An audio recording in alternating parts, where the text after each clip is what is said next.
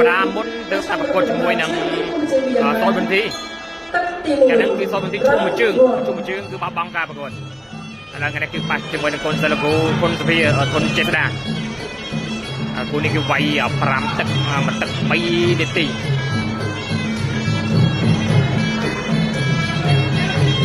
សម្រាប់សូមសៅដំបងឡើយនោះគឺមកស្រុកខ្មែរមិនងាយមានកីឡាករណាឈ្នះគាត់ដែរហ្នឹងតែមួយរយៈក្រោយនេះយើងថាមិនទៅជាការកប្រមាណដែរតែមកនិយាយពីកីឡាករលំដាប់ជួបមុខស្រុកខ្មែរយើងគីឡូ65មក3កន្លែងហ្នឹងគឺគាត់ប៉ះច្រើនតែទាំងមឿនសុខុចអីហ្នឹងគឺសើត្រប់ប៉ះ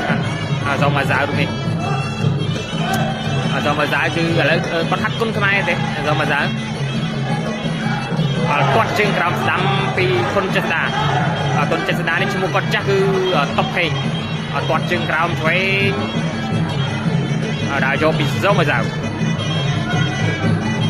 ដើមទឹកមួយនៅឡើយទេគាត់ជើងក្រោមឆ្វេង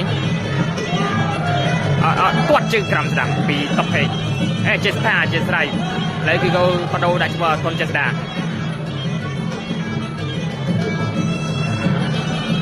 ទាត់ជើងក្រោមស្ដាំពីចេស្តាដើរចូលពីសូមបាត់មកដៃស្ដាំទាត់ជើងក្រោម2ជើងដើរចូលបាត់មកដៃស្ដាំខាងលើលូកត្រៃឆ្វេងបាត់មកដៃស្ដាំទៅកងស្មងជើងគ្នាមួយកន្លែងនេះហើយក៏ចាក់ជើងក្រោមស្ដាំទាត់ជើងក្រោមស្ដាំមួយទៀតលូកត្រៃឆ្វេងហើយគាត់ទាត់មកជើងក្រោមខាងស្ដាំពីសូមសៅអាយអូយទាត់ជើងក្រោមមួយចង់ប៉ះវាសងមកជើងខាងលើទាត់ជើងក្រោមឆ្វេងហើយក៏មកជើងខាងលើចូលបាំងទាត់ជើងក្រោមឆ្វេងទាត់ជើងក្រោមស្ដាំពីនេះគាត់ប្រើតែជើងច្រើនលូកឆ្វេងទាត់ឆ្វេងចាក់ជើងក្រោមស្ដាំហើយក៏ពុកកែងឆ្វេងមិនទាន់ត្រូវគេក៏មាត់មកដៃស្ដាំខាងលើហើយក៏ពុះកែងស្ដាំមួយអត់ទាន់ត្រូវទេហើយលូកស្ដាំចាក់ជើងក្រោមទាត់ជើងក្រោមឆ្វេងលូកទៅឆ្វេងសងលូកឆ្វេងមួយទៀតហើយក៏ចាក់ជើងក្រោមស្ដាំទាត់ស្ដាំខាងក្រោមមួយទៀតទាត់ឆ្វេងមិនត្រូវក៏ចាក់ជើងក្រោមស្ដាំមាត់មកដៃស្ដាំទាត់មកជើងលើសតប៉ះទាត់ឆ្វេងលាន់ដូចគ្នាមកជើងឆ្វេងពីសោមកសៅមកជើងឆ្វេងមកជើងស្ដាំសងវិញទាត់ឆ្វេងលាន់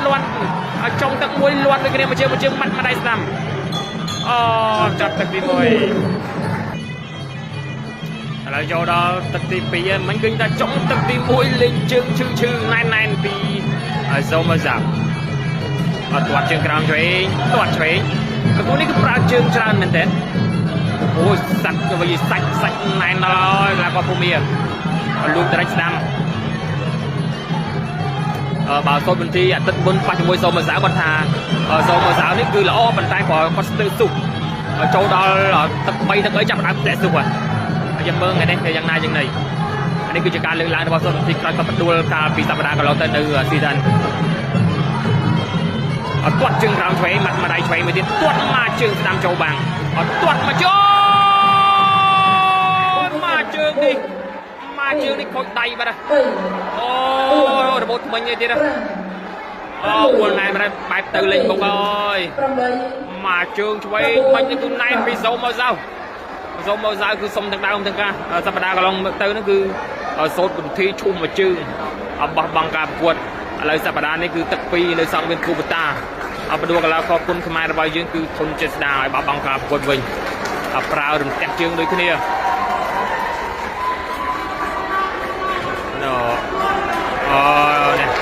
និយាយដល់ភូមិក៏ចូលរួមសោកស្ដាយហើយនឹងចូលរួមរំលែកទុកដល់ប្រជាជនភូមិផងសម្រាប់ការកើតឡើងនៅគ្រោះធម្មជាតិគឺគ្រោះរញ្ជួយដីប្រមាណដូចជាចូលមួយសប្តាហ៍ហើយ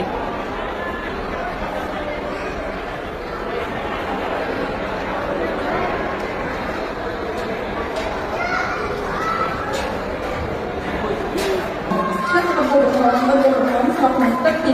2